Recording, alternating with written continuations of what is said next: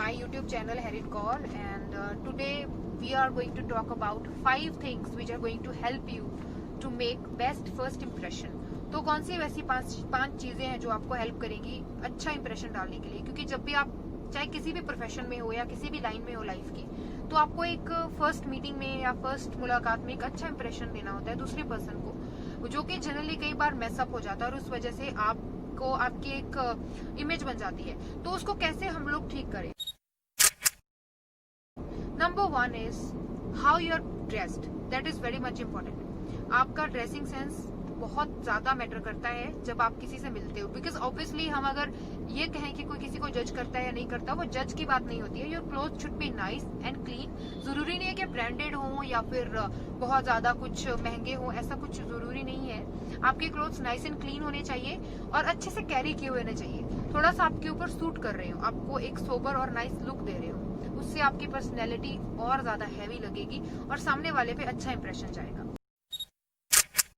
Number 2 is your body language.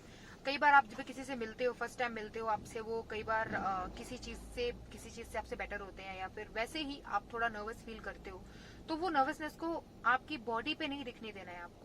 Because कई बार हमारे पास सिर्फ एक ही चांस होता है लाइफ में इंप्रेशन बनाने का, या फिर किसी चीज से हमें प्रॉफिट हो रहा हो या हमारा कोई बेनिफिट हो रहा हो उस वे में, तो उस टाइम पे आपकी बॉडी लैंग्वेज काफी काम और कंपोज्ड होनी चाहिए. दैट मीन्स कि आपके हैंड इंप्रेशंस बहुत ज्यादा नहीं होने चाहिए, बहुत ज्यादा नॉडिंग नहीं होनी चाहिए, बहुत ज्यादा बाल नहीं ठीक कर रहे हो चाहिए अपने, और बहुत ज्यादा टाइम नहीं देखना चाहिए आपको. टाइम तो बिल्कुल भी नहीं देखना चाहिए आपको जब आप किसी से मीटिंग कर रहे हो, तो वो सामने वाले को डिसरिस्पेक्ट का एक जेस्चर होता है और इस वजह से आपकी जो नर्वसनेस है वो नहीं दिखेगी. अगर आपकी बॉडी लैंग्वेज पे अपनी हैंड मूवमेंट आप कम कर रहे हो और जब जरूरत है तभी कर रहे हो, तो वो आपको एक बहुत ही हैवी पर्सनैलिटी के रूप में दर्शाता है. And I think it will help you a lot अगर आप बॉडी लैंग्वेज पे वर्क करें. How you speak. बिकॉज आपकी जो आपके वर्ड्स हैं, अब आपकी लुक हो गई, उसके बाद में आपकी बॉडी लैंग्वेज हो गई, थर्ड आपकी जो मीटिंग होनी है या आपकी बात होनी है, तो उसमें आपको बोलना है.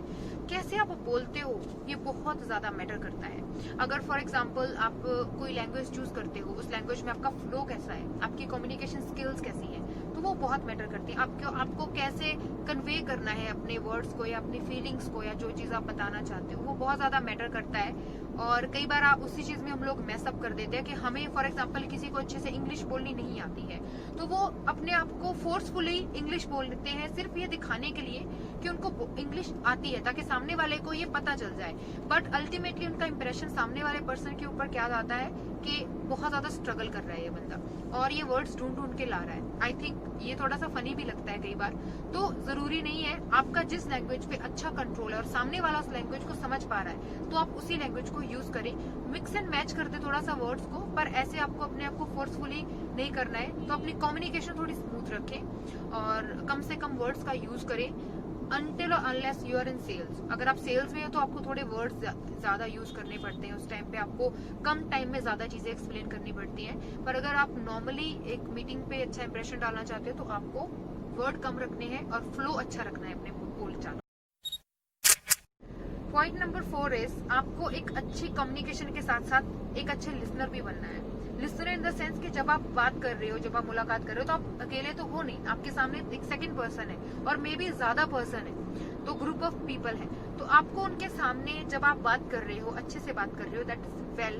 बट अगर आप अच्छे से सुन नहीं रहे हो बात को, फॉर एग्जाम्पल आपको कोई क्वेश्चन आ रहा है या आपको क्रॉस क्वेश्चनिंग हो रही है, आपने अपनी बात अभी तक कंप्लीट नहीं की और आपको आगे से कोई क्वेश्चन आ गया या कोई आपको कुछ क्यूरियस है कोई जानने के लिए, तो दैट डजंट मीन कि आप उनकी बात को काट दोगे. क्योंकि कई बार सामने वाले के पास कुछ हल्की अथॉरिटी होती है कि वो आपकी बात को काट सकता है. दैट डजंट मीन कि आपको उनको ओवर पावर करना है. उस टाइम पे आपको विद रिस्पेक्ट उनकी बात को अच्छे से पूरा सुनना है.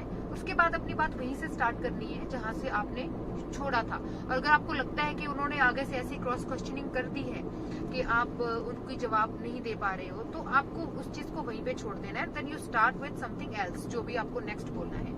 अगर आप अच्छे लिसनर बन जाते हो तो सामने वाले को आपकी पेशेंस लेवल पता चलती है. और पेशेंस आजकल बहुत ही कम लोगों में है, और जिन लोगों में है वो ही अपनी लाइफ में सक्सेसफुल है, क्योंकि पेशेंस बहुत बड़ा रोल प्ले करती है. आपको एक अच्छी पर्सनैलिटी दिखाती है. और अगर आपके पास पेशेंस है, दैट मीन्स के you can achieve a lot of things, because hard work और पेशेंस का कॉम्बिनेशन बहुत ही लाजवाब होता है, और इस चीज में भी आपकी ये बहुत ज्यादा हेल्प करने वाली है। तो be a good listener. Okay, so last point number 5 is you should try to be positive on everything. Even for example, इसको अगर सिंपल वर्ड्स में मैं बताऊं तो आपको बहुत कम कंप्लेन्स रखनी है। वैसे भी लाइफ में अगर कंप्लेन्स कम रखोगे तो आपका बहुत ज्यादा बेनिफिट होगा, पर अगर आप किसी से मिल रहे हो and keep complaining, for example weather अच्छा नहीं है तो कीप कंप्लेनिंग कि यार आज अच्छा नहीं है मौसम, बहुत गर्मी है या बहुत ज्यादा ठंड है, तो वो आपकी एक नेगेटिविटी दर्शाता है, और वैसे भी वो एक माहौल को नेगेटिव कर देता है। शायद आपको उस टाइम पे नहीं फील होगा, ओवरऑल जो आपका एक इम्प्रेशन है वो बहुत नेगेटिव जाता है सामने। तो आपको कभी भी इस तरह की कंप्लेंट्स नहीं करनी है, यार बहुत टाइम हो गया है, अच्छा मैं तो बहुत लेट हो गया, आई एम रियली सॉरी, और बार बार उस चीज को नहीं मेंशन करना है जो आपको गलत दिखाई। और कई बार क्या होता है, जब हम इनसिक्योर होते हैं अपने आप को लेकर के, फॉर एग्जाम्पल कई बार हम किसी से मिलते हैं तो हमारे उसके पास हमसे ज्यादा अच्छी चीजें होती है, या फिर वो वैसे ही पर्सन ज्यादा बेटर लग रहा होता है हमसे कहीं ना कहीं, तो हम क्या करते हैं, उस पर्सन को के सामने खुद को ऊंचा दिखाने की कोशिश करते हैं, जो कि आपको बिल्कुल भी नहीं करनी है, भूल के भी नहीं करनी है। आपको ना तो कंपैरिजन करना है, ना अपने आप को ऊंचा दिखाने की कोशिश करनी है। जस्ट शो, जो भी आपके मैंने 4 पॉइंट्स पहले बताए उसको आपको ध्यान रखना है, और कंप्लेन्स बिल्कुल कम करनी है। इससे क्या है, अगर आप कंप्लेन्स करते रहोगे और नेगेटिव होते रहोगे तो इससे आपकी इनसिक्योर सेल्फ सामने आ जाती है, और वो आपको कभी भी लाइकेबल, या कह सकते हैं कि आपको एक अच्छा इंप्रेशन डालने में बिल्कुल हेल्प नहीं करेगी। तो ये 5 पॉइंट्स हैं जिसको आपको ध्यान में रखना है। इसके अलावा आप खुद इस चीज की प्रैक्टिस करें कि आप कैसे एक अच्छे लिसनर, एक अच्छे स्पीकर और एक अच्छे एक कम्युनिकेटर बन सकते हैं। बिकॉज जब आप किसी से मिलते हैं तो यही एक आपके इंप्रेशन का टाइम होता है। अपनी हॉबीज वगैरह के बारे में डिस्कस करें, हैप्पी रखने की कोशिश करें माहौल को, तभी आपको जो भी आपका एजेंडा है मीटिंग का या वटेवर, तो वो आपका तब कंप्लीट होता है जब आप माहौल को पॉजिटिव रखते हो, तभी आपसे दोबारा मिलने की इच्छा होती है दूसरे पर्सन की। तो आप चाहे किसी भी चीज को रिप्रेजेंट कर रहे हो, फॉर एग्जांपल अगर आप अपने आप को ही रिप्रेजेंट कर रहे हो, किसी के साथ पर्सनल मीटिंग कर रहे हो, तो भी आपको ये सारी चीजों का ध्यान रखना है। और अगर आप किसी से प्रोफेशनल मीटिंग कर रहे हो, किसी अपने वर्क के रिलेटेड, तो भी आपको इन सब चीजों का ध्यान रखना है। एंड मैं मिलूंगी आपको नेक्स्ट वीडियो में, तब तक stay safe, stay healthy and always always always stay confident. Thank you so much.